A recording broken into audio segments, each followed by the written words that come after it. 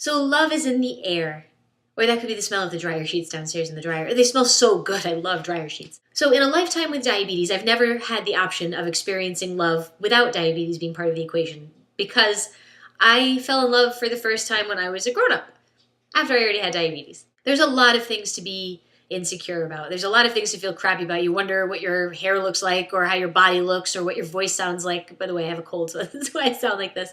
But there's a lot of things to feel self-conscious about. And when you're living with diabetes and you have a few external symptoms of that condition, be it you're wearing an insulin pump or you happen to have a continuous glucose monitor or you happen to be publicly testing your blood sugar or taking an injection or whatever, sometimes there are visible signs of diabetes. And that was always something that I worried about a little bit as a kid. And I know that my mother worried about, when they told me that I had diabetes, was will there be people that accept diabetes as part of Carrie's life? And will Carrie be accepted with her diabetes? And it does come into play in romantic situations. Like if you really like someone and you want to get to know them, for me, sharing that I have diabetes was part of the get to know me thing. Like, okay, well, I needed to have that out there almost right away because I wanted to know if that was something that they were comfortable with and if it was something that would kind of work in as part of the relationship, be it a friendship, romantic, whatever. The point was more having my diabetes accepted as part of me, not as like, oh, well, I like you despite your diabetes. It's like, no, I want you to like me because of me, not despite diabetes. It's just a smaller part of a bigger whole,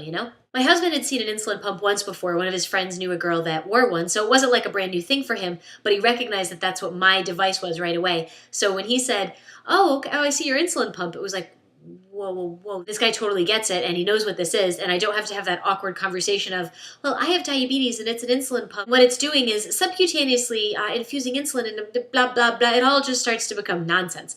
What he knew about diabetes wasn't much. He knew it was a disease. He knew that my insulin pump was part of it. He knew it had to do with insulin and food and that sort of thing. But like a true concept of what this disease is was kind of outside of his wheelhouse. So through dating me, getting to know me, he learned a lot about life with diabetes, and he saw it firsthand. I mean, I think the first time we went out to dinner, I tested my blood sugar, kind of covertly under the table. I mean, he didn't really know what I was doing, but through the course of getting to know one another, the little bits and pieces were explained to him. In teaching my husband about life with diabetes, he got to know what life was like for me, and having him accept that and for us to deal with this condition together, the good, the bad, the stuff that doesn't matter, the stuff that does whatever, all aspects of this, to have someone accept that wholly, it's empowering, and that really does a lot for our relationship. Actually does a lot for my health too. It makes me feel, better. Life with diabetes shouldn't affect your ability to be loved or to give love. I think the best way to explain this would be through puppets. Hi, I'm a person with diabetes. I'm also a person made out of paper. Diabetes doesn't dictate whether or not you are loved. That's awesome. I know, it's fantastic. Diabetes doesn't define her or our relationship or anything really. It's just part of what we do as a couple. That's really profound and doesn't sound scripted at all.